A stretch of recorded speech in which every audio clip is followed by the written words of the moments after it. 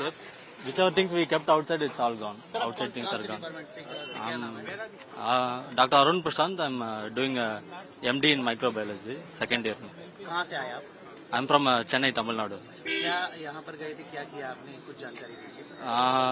Yesterday at around 1:30 I came for lunch, having lunch. I was staying in 5th floor.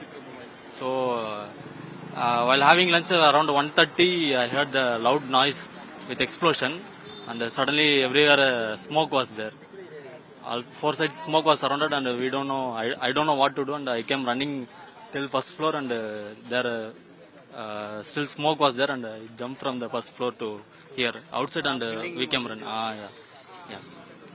We came outside. How many students would be there at that time? We were like around 20-30 people in Atulyam, but still some families were inside around the crash, and we came to know, after coming outside only we came to know it was plane crash. It was like till 15 minutes we were standing outside, and then the rescue came.